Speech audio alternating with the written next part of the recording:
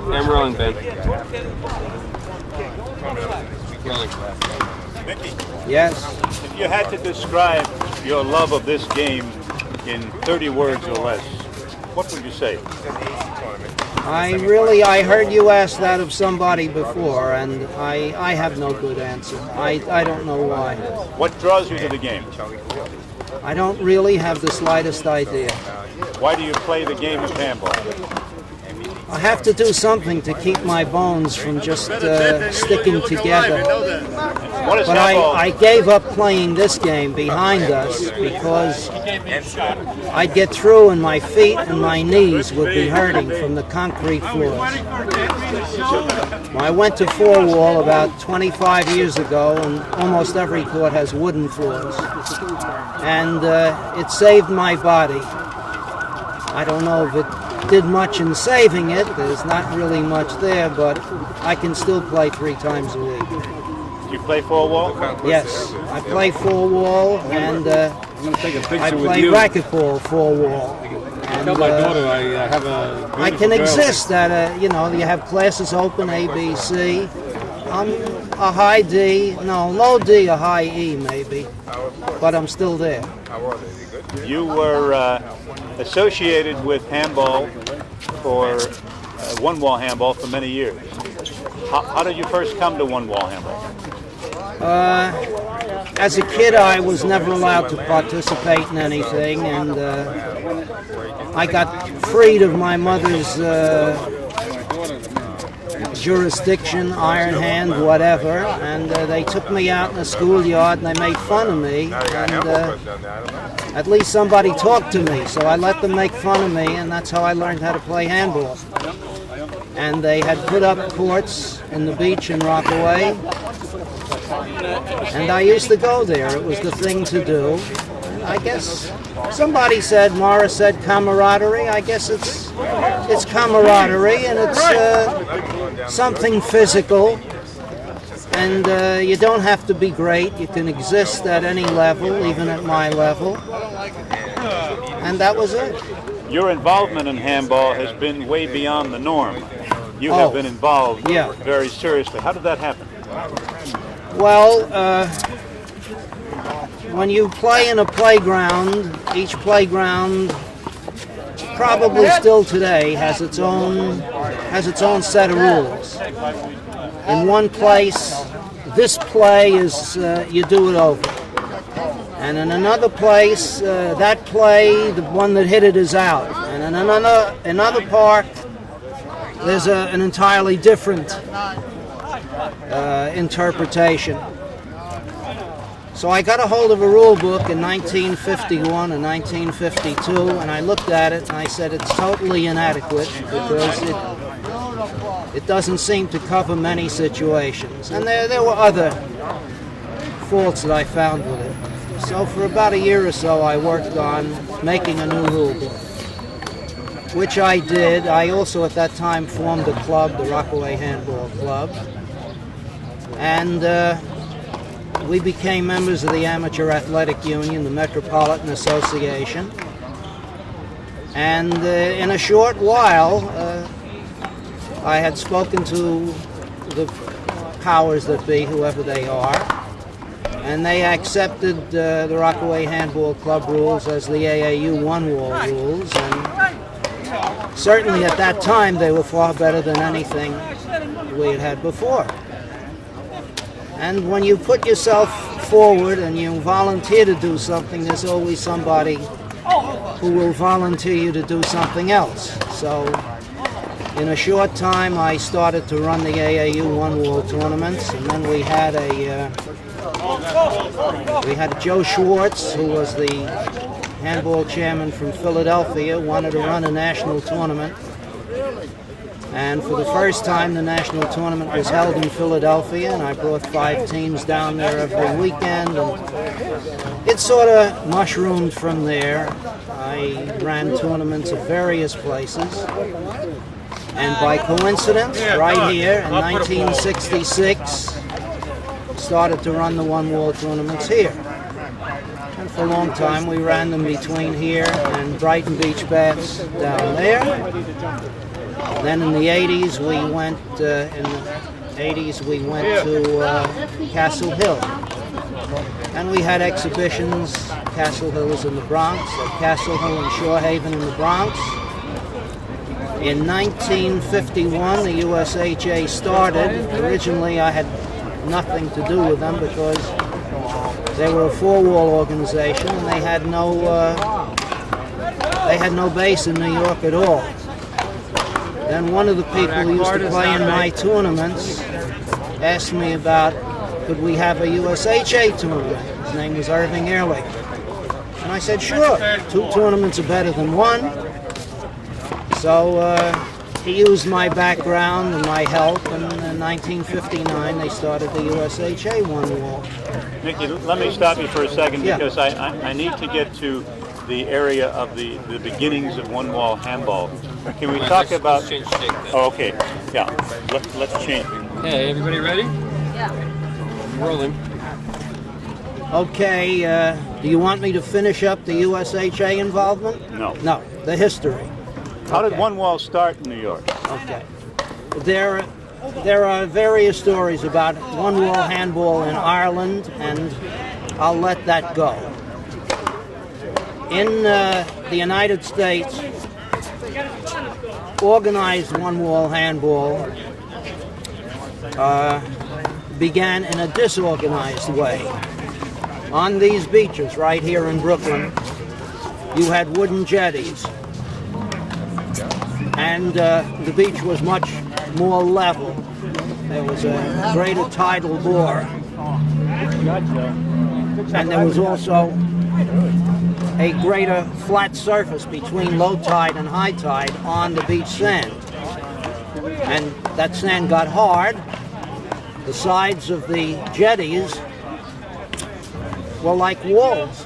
Everybody was used to throwing a ball against the wall at home. They were throwing the ball against the wall at the beach. So they played something involving, or you might call handball, on the jetty wall. In 1909,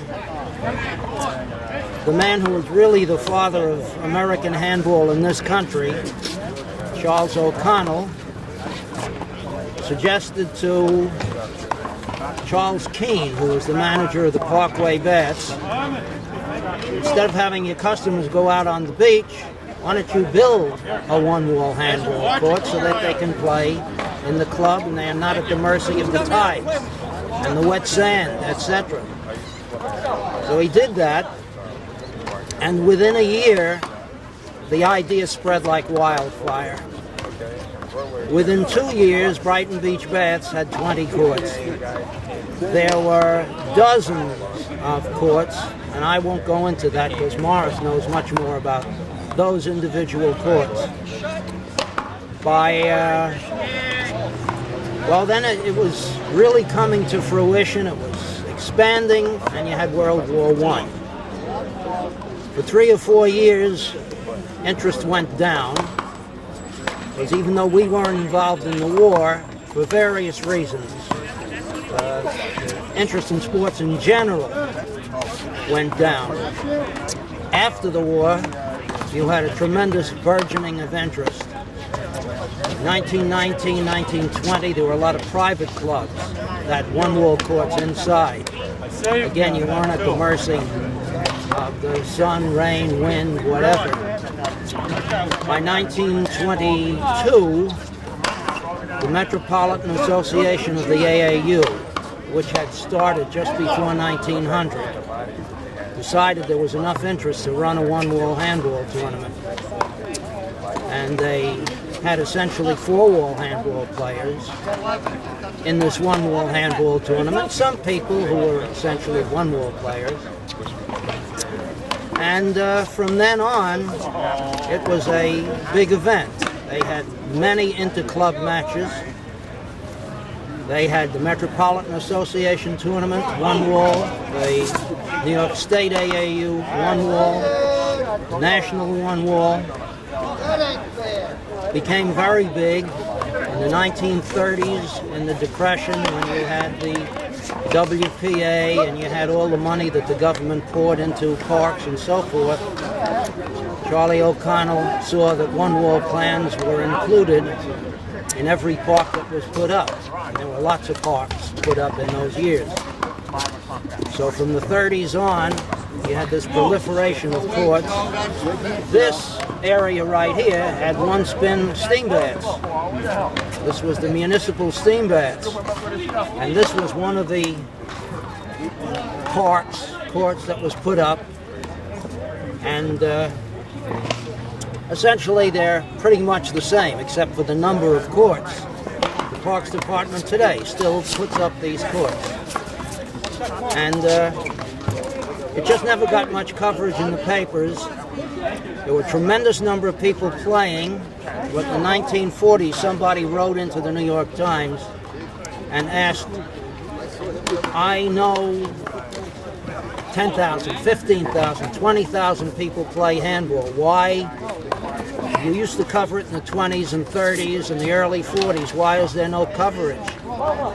And the editor of the Times, sports editor, said, we don't cover sports on the basis of who plays. We cover it on the basis of who watches. And how many watchers can you get? On a big occasion, we can get maybe 300 or 400. Or once we had a real event, so maybe we had 500. We had 200 on the boardwalk. But there's no way to get a tremendous number of people to watch one wall. It's not set up for it. No. Just it's not conducive to that many people watch it. In 1949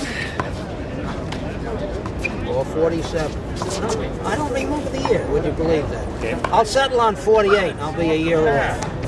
There was a stadium put up just for the watching of one-wall handball in Brighton Beach Beds, in memory of Joe Garber, who had been the champ just before World War II, and who was killed. He was, I think he was a navigator in Europe. He was killed, and in his memory they put up Garber Stadium. Who knows, you may go there and take pictures of what is Garber Stadium. And many wonderful matches were held there, and that held 1,500 people. And for many years, that was the center of one wall. But hold it. So, Mickey, before we continue, you want to go with Garber Stadium? Yeah, but let me point out to you that we're going to need to shorten some of the responses because I don't have talk about Garber Stadium and talk about also some of the great one-wall players that you knew. Okay, are we rolling? All right, Garber Stadium was put up for one-wall handball. The only other place I can remember that had that kind of a stadium with semicircular area in the back with seats is the Castle Hill Beach Club. And we had one-wall tournaments there, and they did well. As far as people, I'd let Morris talk about the people. I'll let Morris talk about the people. But Garber Stadium it's physically there, but even the nameplate on the front wall is gone. The wall is peeling. The lines on the floor are erased because they've been using it as a dancing stadium, as a PA system, and people go there and they dance, folk dancers, etc. So Garber Stadium, you better get it before something knocks it down. Morris, tell them about all the players. You know many more of them than I do. Let's switch over to... Wait. Okay, we're rolling. Okay, so tell me, Morris, about some of the great players you've seen play the game. Okay. I'm still one of the people left alive that has seen many of the great one-wall players of yesteryear. Most of them have disappeared. But I, as a young kid going to elementary school, went to Brighton Beach Bats, and I used to watch people like Solly Goldman play. These are old-timers, for example. Jack Seaman, Ben Yedlin, Cy Alexander, Eddie Groden, Hecky Seiler. These are all names which the average person today never heard about. They're all in the record books. They're all in the record books as champions. In other words, I went to school with Morty Alexander. I am now 78, and Morty, as a young kid of 16 and a half, won the national doubles title with his brother Cy Alexander, who was 10 years older than he was. In those days, we played with a black handball, and many people played without gloves. But now in the new tournament rules, I'm jumping, everybody has to wear gloves because during the warm weather, you can't allow the ball to get wet. So the glove is changed whenever there's a tendency for the ball to get wet. Otherwise, the ball will be skidding, and that server will be taking an unfair advantage of the game. Now I go back to Mickey. Mickey's one of the people who brought up the rule, such as purposely wetting the ball with your glove. You're out. It's very interesting. And he made sure that when people came to play, that they had dry gloves. If they couldn't get up another pair of gloves, they had to forfeit the match. So everybody knew that they had to come well equipped. I'm not just going to answer questions about great handball players, but years ago, the HES, the Hebrew Educational Society, that was the place where Vic Hershkowitz played, was the center of AAU handball. It reached the point, because of the neighborhood, that the people that played had to get off the courts and come here in 1966 to start the first AAU handball tournament out of doors. And Mickey Blechman is the one who was asked by the handball players to carry on the tradition of one-wall handball, where we were actually thrown out of the Brownsville neighborhood or East New York neighborhood to come here and play. Mickey asked me if I would like to help him in running the tournament. I got my start at the Brownsville Boys Club. I actually started in approximately 1963, so I'm really a newcomer next to Mickey Blechman. But I became so involved in handball, I had no girlfriends. What was I gonna do? And all these people were a source of making friends. I look forward to the tournament because people that I didn't see all year came over to shake my hand. They weren't interested whether I was earning money or what the hell I was doing. That wasn't the important issue. But I was a symbol of one-wall handball. Even though I gave decisions, many of them which they didn't like, that happens to every referee. No one's going to agree with every referee. The fact that I saw all these handball players makes me feel very happy. And some of the old timers that I saw still remembered me. Very few of them are alive. Now, of course, I may have gone off the subject. You wanted to know when I first sat down who the old timers were. I want you to talk for a minute about Vic Hershkowitz. Vic Hershkowitz, Mr. Handball. In my opinion, Vic Hershkowitz is the #1 handball player of all time. In tournament play, he could not be beaten according to the rules. How he appeared in a park game is an entirely different subject. The man played according to Hoyle. He played according to Mickey's rules. He played night after night. He was a good sportsman, win or lose, and he very seldom argued with referees. He was a true Mr. Handball. How would you rank him? Let's say he were able to play Joe Durso in his prime. Who do you think would win? I'm glad you asked me that question. There's no question that Vic Hershkowitz would destroy him mentally and physically with ability, because Vic could play under any terms whatsoever. If he got a bad call, he took it, didn't say a bad word about anything. If Joe Durso got a bad call, he could knock 9 balls off the court in succession, argue with everyone around there, and decide that he doesn't have to hit the ball anymore. Maybe I'm exaggerating, but I would never compare Vic or Joe with each other. It's true Joe is a great handball player, but to time it, I don't know how he would stand up against real handball players. My opinion is the players of today are much different. It's true Joe has beaten everybody around and loses once in a while, but in the old days there was much more competition. When you ran a tournament, there was at least 16 good handball players. That's the round before the quarterfinals. Now when the tournament is run, you look at the chart and you're lucky you come across four good five handball players. So when Joe is the best of the 4 or 5, how in the hell is anyone going to rate him with a Vic Hershkowitz, who was called Mr. Handball, who has won more national titles than anybody I could think about, 1 wall, 3 wall, 4 wall, still playing today, and still has a great mind, and still behaves like a man. Morris, very good points. Now, let me say this.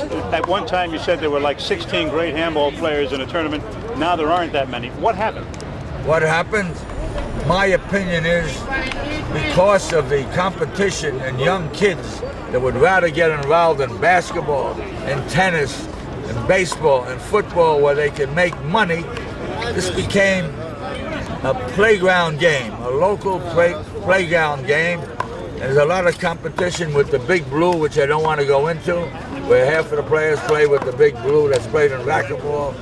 And if you're looking for the guys to play with the so-called standard handball, you got to come here 11 o'clock in the morning and watch the old men that are 75 and 80 play handball. They don't go for the Big Blue. But when it comes to a tournament, which we have once a year, guys show up from all over, but they're all older people. Every once in a while they get younger kids coming up that look like they can play ball, but there aren't enough of them. What has handball given you, Mo? It's given me something that I'm very much interested in. I get carried away with handball. I used to love to make draw sheets, take care of scorecards, which Mickey taught me how to do. So today when I come around and I watch the handball players, it's like a shot in the arm to me. It makes me think of how much I loved handball when I was a kid. What would you do if you didn't have handball in your life? If I never had it at all, who knows, I may have been a very wealthy man. Very possible. Instead of getting involved with a game like handball where there was no money in it, and if people did play for money, maybe they played for quarter, the referees got absolute zero. But today with the new system they have, USHA, Albert Apuzzi sees to it that the handball players that referee games get a little recognition. He makes sure they get a little expense money. Would you, as a handball player, how would you rank yourself? How did I rank myself? Yeah, how did you rank yourself? I don't want to overrate myself. It wouldn't be fair. I was on the city championship team of Lincoln High School. I would have rated myself as a B+ player.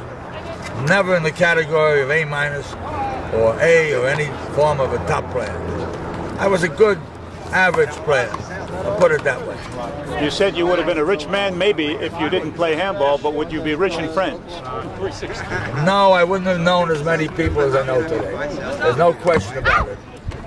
All right. Oh, yeah, by the way. You okay? Oh. Sorry about that. I didn't know that. Who knows? I may have even gotten married if I didn't know handball. Probably would have been a grandfather. Very poor excuse. One last question. Yes. Oscar Obert. Oscar Obert, very interesting man. He looked like a terrorist. What kind of a player was he? Oscar Obert was a gentleman handball player. Tremendous. I would rate him as one of the greatest doubles players of all time. He, like Vic Hershkowitz, could hit the ball with either hand. He was a natural. You really couldn't tell if he was a lefty or a righty. He had a natural swing. He played. When he played ball, you never heard complaints about him. We're talking about Oscar. Oscar was a champion, one of the 5 best players of all time, and a true gentleman of handball. And any time there was any kind of a handball exhibition, whoever handled it wanted to make sure that Oscar would be present and play ball. One more. Steve Sandler. Steve Sandler, great handball player.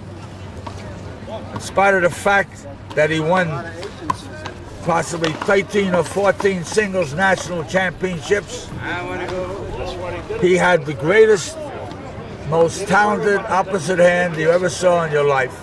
He was able to play a complete game with his left backhand against two people that played with it, all four, or against good singles players. Steve Sandler was truly a great handball player. As a tournament player, he was a gentleman. Mind you, I said, tournament player, never carried on. He was too good to argue with anyone. He was much ahead of all the players that he played. It's true he lost once in a while, but he was a really great tournament player, no question about it.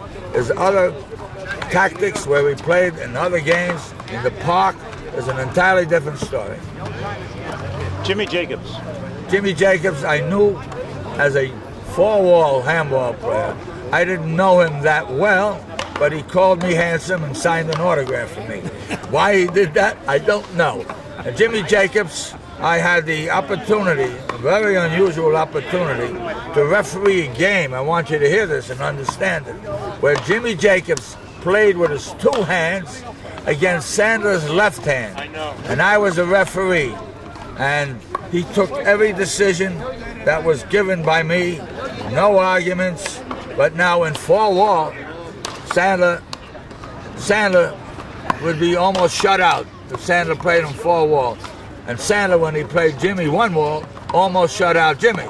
So they were both great handball players. Although Jimmy has more renown because Jimmy was a champion four-wall player, practically the top of all time, and also a three-wall player. He had managed to beat Vic Hershkowitz. It's true that maybe Vic was at the little limelight of his career, possibly. 13 years difference. 13-year difference. But Jimmy Jacobs was the first man to take away the three-wall titles from Vic Hershkowitz. 13-year difference. I'm glad my friend Mickey helped me out. Mo, why hasn't handball grown? Why hasn't it become a nationwide sport, one wall? Why is it only in New York? Well, one of the reasons we're talking about one-wall handball, it wasn't brought out that well, but the scope of watching a one-wall handball game is limited. People, 5,000, 6,000 can sit around a tennis match, maybe 10,000, or around a football game. I'm going extremes, 60,000, baseball, 70,000. What are you going to get out of one-wall handball if you want to get spectators to pay to watch? The average spectator sees all these guys play handball for nothing in the park. Matter of fact, I'll go to another extreme. They try to professionalize handball, which they did. They played at the Broadway Arena many years ago. It was a boxing place. They set up a handball court, and they charged about $50, admission. After about 6 or 7 weeks, the spectator says, what do we have to pay for? We see these guys for nothing in the park. And this is my opinion. It couldn't possibly grow. There's very few scholarships for handball. There have been a couple in four-wall where people went to Chicago. But otherwise, in one-wall handball, the guy that plays winds up with bad knees, a bad arm, bad collarbone. He needs artificial help to get along. What happens to a handball player? He wears himself out. Especially like Mickey pointed out, he plays on a concrete floor. And that's a difficult thing to do. How long can a handball player go? Now, the most unusual thing, I'm jumping the gun right now.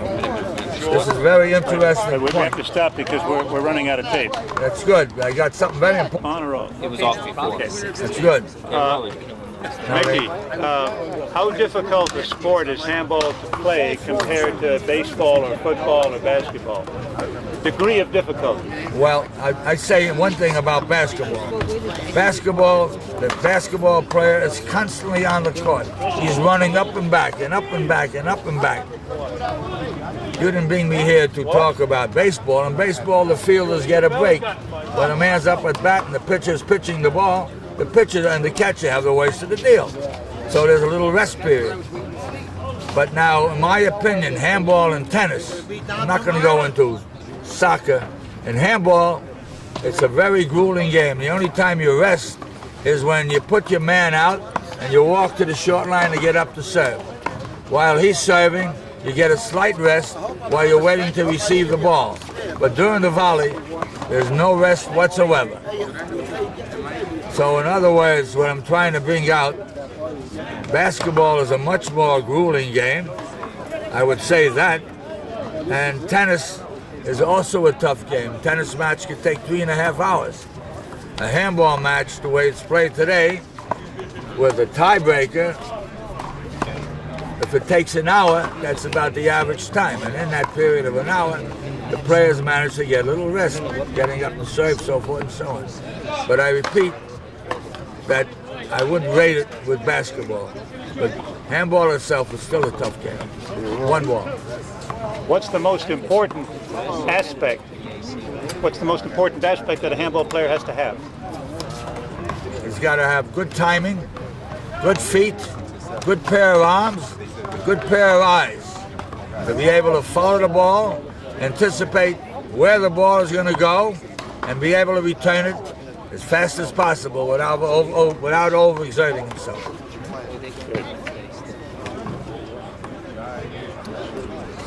Talk about the ambidexterity of the sport. There are very few sports where you have to be ambidextrous. Correct. Talk about how one develops the offhand. One develops the offhand with constant practice, sometimes playing complete games with the offhand, and moving your feet in such a way to coordinate yourself with the motion of your hand. Because if your legs are twisted, because you're a righty and you want to hit the ball with your left, you've got to make sure that your feet are firmly planted and spread apart, just like you were a natural lefty. And that takes a lot of practice. Although some people can practice all their life and they'll never develop an offhand. They'll be satisfied just to return the ball. But the man who has an offhand has a tremendous advantage. If he can kill the ball with either hand and hit tremendous passing shots, he's got half the game licked. Looking back over your career in handball, Mickey, what was the most rewarding experience that you've had? The most rewarding experience that I had, very interesting, to watch possibly Sandler win a championship, where this is a very unusual situation. I shouldn't even bring it up, but Sandler played in such a way where they had to replay a championship match, and the match was undecided because whatever reason it was had to do with one of the referees, and there was special permission given to have the match replayed. It came from Texas, from a man called Eli Pickens. He gave us permission to replay the match, and I was thrilled to death when Sandler showed up to play and beat his opponent. It was Carl Oben. It was on this court, right? That made me very happy, because if Sandler had not showed up that day, I would have felt like I was one of the guilty parties for the reason that the game did not end. So that thrilled me no end. It sounds very unusual to have to replay a match, but it really did take place. Whether it was the right thing or the wrong thing to do, Mickey Blechman made sure that the right thing would be done. He got in touch with Eli Pickens in Texas, got certain people to sign papers, and the match went through. That was my most rewarding experience. One last thing. With today's technology, okay, we're able to put a man on the moon. Yes? We've got video technology that's comparable to that in some ways. Why hasn't someone set up 5 or 6 cameras, a camera through the front wall, some good commentators, and put together the national finals of the one-wall nationals and try to get it on television? Very interesting question. How much would it cost to engineer such a feat, and money? How much would it cost to get all those 6 cameras, take pictures of the nationals, so forth and so on? And how would they get their money back? Well, I think you're probably looking at an investment that handball players would have to make, and it's probably somewhere in the neighborhood of $3 to $5 grand. Yeah, that's all it would cost? And handball players aren't too eager to part with money, so it's a very, very difficult situation. Well, it would have to be the handball players who were eager. But I think it should be done someday. I believe so. It should be done too. This is a great sport, and it's never gotten its due. I'm agreeing with you on that, and I hope it is done. I hope I see the day when it is done. Okay, good. I really appreciate it, Mo. You were terrific. I don't know how terrific I was, but I spoke, ad lib, off the cuff, whatever came to my mind. If I had planned this, I possibly could have done a much better job. I don't know. No, I think you did fine. Okay, you made me very happy. Thank you.